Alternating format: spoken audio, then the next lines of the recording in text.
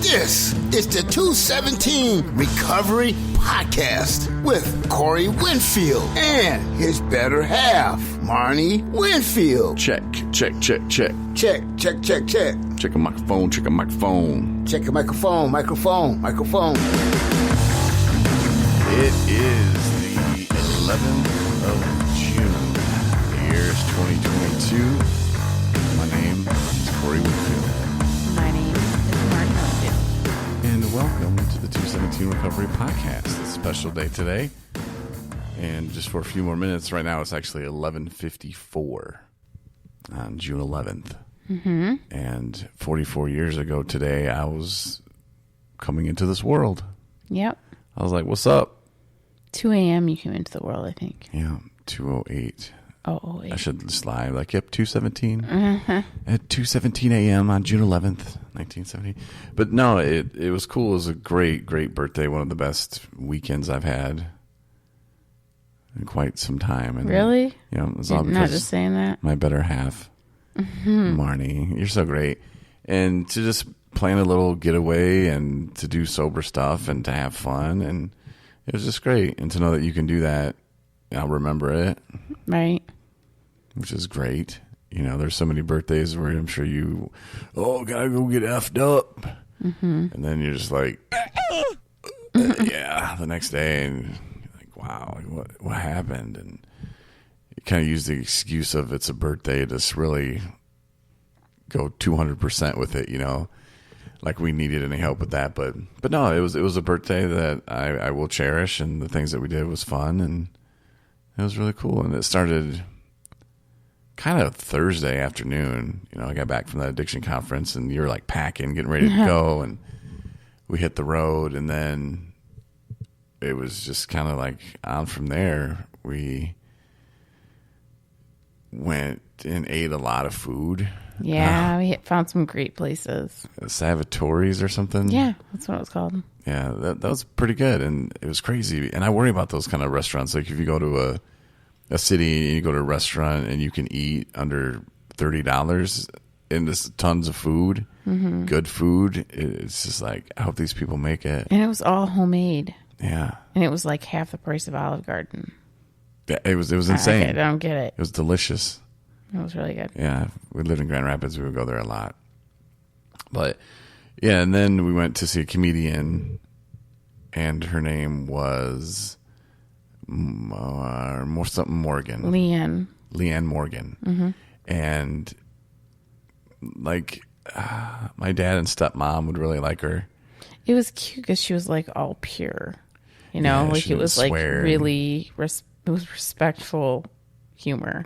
Yeah. Which I don't know. It was odd because most comedians, it's like real rough and like offensive. Like that's what people apparently think is funny.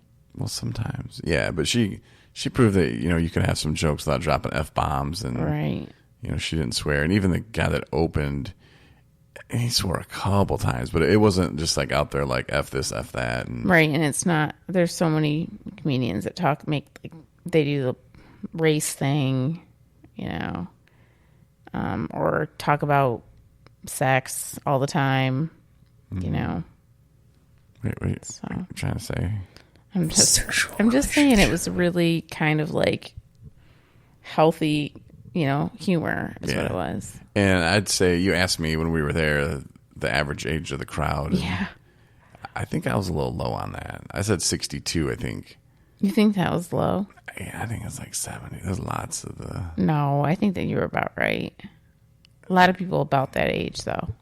Yeah, and tons of groups of women. Yes, older women. But that's fine. Mm-hmm. You know, we were feeling young. Yeah. You know, we were the quickest out of there. That's for sure. We had kind of a seat on the end, and then this is something cool too that they did. It was at the DeVos Hall, and our seats. We'd never been to this place before, and we got what was probably one of the most expensive seats, and it was up in the luge. Is what they call it. The luge. Loge, whatever. Loge. Yeah. And the seats were turned, which I thought you'd be able to get in them and then turned them. But no, they were like slanted at like a 45-degree angle. But they were all individually facing. Yeah. It was like one row in like, I guess you'd call it like box seat type setup. But it was just... Like I was in front of you. You'd have been staring at my head the whole time. Yeah, I would be looking at your back shoulder. Yeah, not how I'd want to see anything. So you were like, no, not going to happen. We got to change. And I'm just like, I don't know what to do, honey. Like, who'd you buy them through? Like, do you have to go to Ticketmaster or whoever you got them, StubHub? I don't know. And see if we can switch, because I looked it up and there were some empty seats, still available. I'm like, well, what do we do? And you went and tracked down a lady who called another lady, and she's just like, here, yep, we can move you. And here's 2 tickets that I have on me that you can do this. And they're really nice seats. And it turned out to be good. Sometimes you just have to X. Yeah, it was really good customer service. And I don't know, it's like one of those things where, you're timid about asking because you're like, hey, it's my fault. Like, we got them through an app, off Ticketmaster. So it's not like, you can undo that easily. Right. And it was like 35 minutes before the show started. So we're like, but it worked out fine. Yeah. Yeah, it was good. But we could have just sat there and just been, and bitter. like I would have been bitter. Yeah. The old me just would have been like, well, okay, we have alcohol, so we're good. Who cares? And now I would have bitched the rest of the night. Like, I can't believe we got those seats. And even though I was like, yeah, these are the ones I want, or maybe reverse that. Maybe I didn't know you when you were drinking.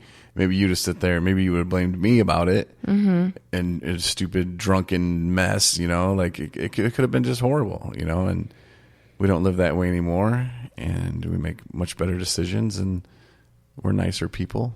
Yeah. I found myself like kind of getting myself worked up, like kind of like addict behavior, like blaming like the architect. Like, who came up with this stupid idea to have these seats like this? Like, this makes no sense at all. Why would you have everyone sitting all by themselves? And there was probably like 40 seats like that on either side. I mean, 20 maybe, or maybe more. I don't know. And I'm like, this makes no sense at all. Right. Like, apparently when they built that place, they didn't have chairs that you could turn in. Which, I mean, the place didn't seem that old, but like, why wouldn't they just have you be able to swivel? Yeah, that's what I'm saying. I don't understand that. Like, that's a horrible decision. Yeah. But yeah, anyway, we're not architects. I mean, apparently we could be or should be, but that was something that was fun and something that we turned into a positive, because we could have sat there and bitched the whole time. But no, we did something about it. We moved, and it was good, and it was fun, and then we went and got ice cream. That was cool. And we came home this morning. We went to, all I've been doing is eating. I put on 85 pounds.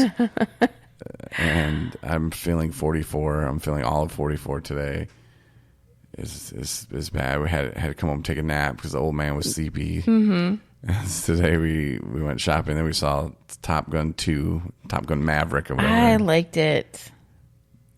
Okay, we got it. Since we are official movie reviewers, we have to rate it out of 5 stars. How many do you give it? 3. I figured you'd say 3. I give it a 2. There's a lot of holes in the story, and I don't know. And it's ever since I know Tom Cruise isn't really flying those planes. Since you broke my heart and crushed my dreams, I started paying attention. And hell no, he's not flying the plane. Like, just watch him in the cockpit. His arms are to his side. Like, he's not holding no stick or nothing. Like, and then they show him the hand on it. No, that's not his hand. His hands are by his side. He's trying not to pass out. I mean, give him props for riding the plane or whatever, but nah. I don't know. I just started noticing stuff like that. And then their whole storyline was like, well, first of all, they're not going to train these fighter pilots for 3 weeks to go do this mission. They're going to send in a drone anyway. And they're saying, oh, that'll get shot down. Okay, whatever. I'm not buying it. And they're going to send in SEAL Team 6 probably before they do any of that even. Or that's when you have to just be like, it's just a movie. And it's like, wait. And then they kept, we got 3 weeks to train, and half the movie goes by, and they're just like, yeah, 3 weeks. I'm like, no days have lapsed. I mean, they've done a lot of training, and then they're like, oh no, we're moving it up. You know, they're going to start a week early, so we only have 10 days. And I'm trying to do the math in my head, and I'm like, wait a minute. So half the movie they've been doing all this training, and it's only been 3 days, 4 days gone by. Like, this doesn't make any sense. And those 4 days, they've accomplished a lot. So I think they would really get it done in 10 days. But anyway, there was like stuff like that where I was just like not buying it. And it was such an emotional roller coaster for you. I felt so bad because you went from like laughing to sobbing to. I wasn't ever sobbing. To sleeping. I did. No, I did. I did get teary eyed. You did. You cried. You looked at me like, I'm crying. I know, because I was kind of semi-embarrassed. I'm like, I can't believe I'm crying at Top Gun 2, but, you know. It's so emotional. Well, like, yeah, I can't spoil it. All I'm saying is I went into it knowing that it wasn't probably going to be as good as the first one. That's just a given. So I prepared myself for that. Well, by saying that, when's the last time you watched the first one? Oh, God, it's been a long time. Probably 10 years. Oh, wow. Okay. It's probably been about 20 years for me. I haven't watched it. I watched it once on, like, Netflix or something. Not ages and ages and ages ago, but a long time ago. Long enough ago where it was like, oh, my God, I love this movie. I should watch it again. Yeah. Kind of like Dirty Dancing. Oh, Jesus. I think you just like 80s movies. Maybe. But, yeah, the first one was okay. But if you go back and watch that, they say, like, there's a lot of weird things about it. You're just tough, though. You're just really difficult to please, is all.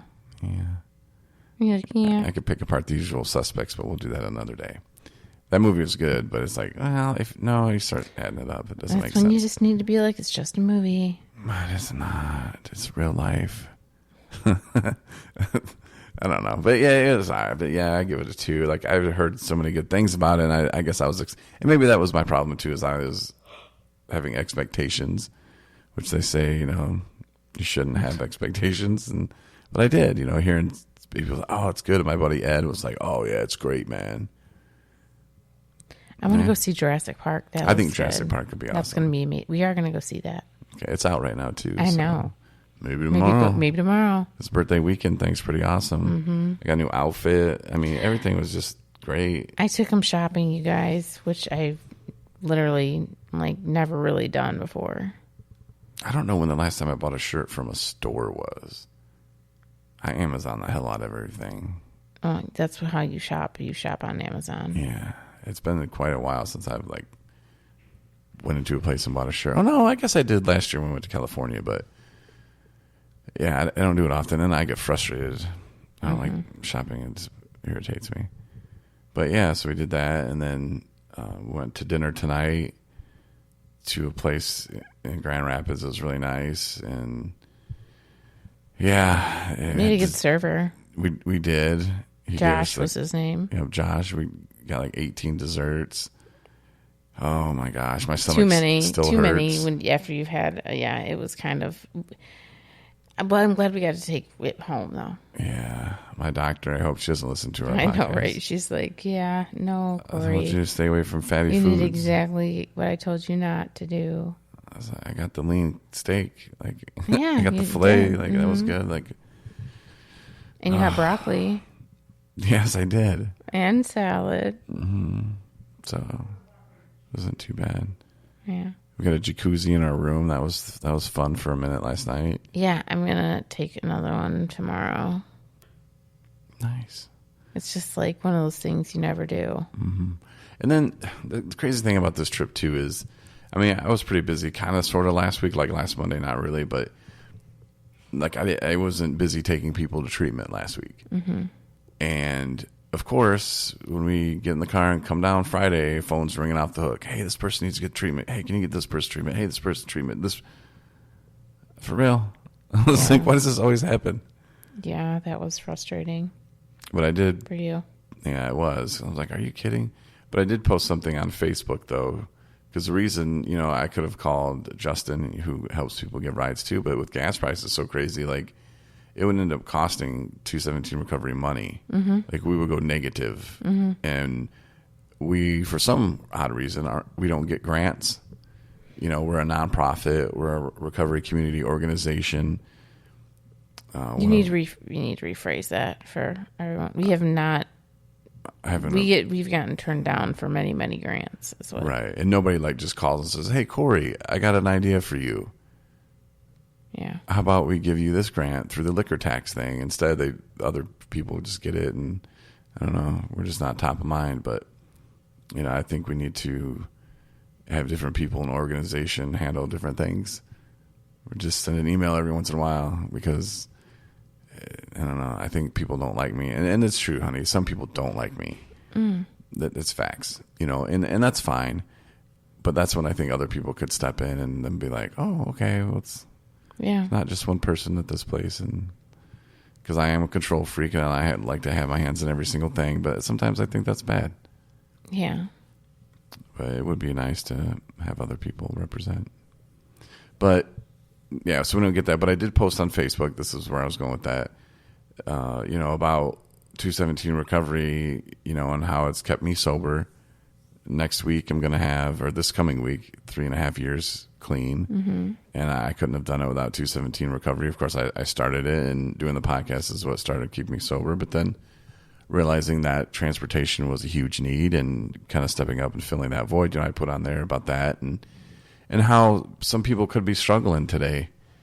And they could see wow, Corey did this, Marney's doing this. I need to find a purpose too, hopefully. And I think that was one of the things for me that was huge, finding a purpose and people giving me hope to kind of believe in myself, to realize that I can do anything as long as I'm sober. And I might not know how to do it, but I can figure it out. And people can look at that and go, wow, he didn't know how to start a business. He didn't know how to turn it into a nonprofit. He didn't know how to ask for grants. He didn't know how he was going to get people to treatment, all these things. And I did it, and you can do it too. Yeah. Tell people if they're listening or if they're, struggling and they're really having a hard time finding their purpose, if they're in a job that they hate and they're in early recovery, be careful. That was a thing that was a real big thing for me too. I just felt like there was no purpose. I hated the job. I hated a lot of things, and that brought me right back to drinking. So, if this can create a little bit of hope, and I put that on there too. And I don't know, I put $217,000 is what I wanted to raise. Why not? Like I said, you never know. I mean, some people, $20 million is nothing. Yeah. To me, $1 is nothing. Well, I'd say about 10 cents. Because dollars add up quick too. But no, so if you know people, or if you want to share that, feel free. I don't know if you're friends with me on Facebook or whatever. If you follow 217 Recovery, we're on Instagram, Facebook, Twitter, all that jazz.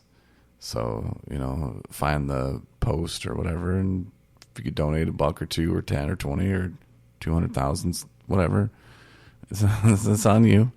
But yeah, just share it, and share it with a story. If you're in recovery and you got some success, or maybe you got 3 weeks clean, post what you've been doing. Mm-hmm. Be grateful today. That was that was the topic at our AA meeting we went to this morning. Being grateful. And, gratitudes. Yeah. So it was good. And, post something on there that you're grateful for. You never know who's going to read it and who you can inspire. Yeah. So don't be afraid to share that stuff. But you said you did not want to make this the longest podcast that we've ever done. So it is pretty late, and I know I had to wake you up to get shit all set up. And this is kind of a new setup that we're doing with our Rode mics. I got our old pod mics and stands. It looks pretty cool. Yeah. Sort of. I mean, I think it sounds better. And unfortunately, we have $9.99 headphones from Sony, but I don't know. I think your sound are probably, you can hear yourself better than I can hear myself in these. It sounds pretty good. But so hopefully it goes out over the air just fine when we publish it, when we're done recording. But thanks for listening. And I just wanted to say that I have the best wife ever, and it's a very special weekend. And from planning the trip, finding the AA meetings, and it's just been a real treat, and it's been fun, and I will cherish it forever. Oh, thank you. I've had fun too, babe. So thank you. And it's little things sometimes, but I do appreciate it. And I am so grateful to be sober today and to have fallen madly in love with you and to have listened to God when he finally was like, Corey, this is the woman you've been praying for. Get back over here. Aww. But everything works out how it's supposed to. Love you back. All right. Well, we will talk to you, I guess, on Tuesday. So yeah. See you Tuesday.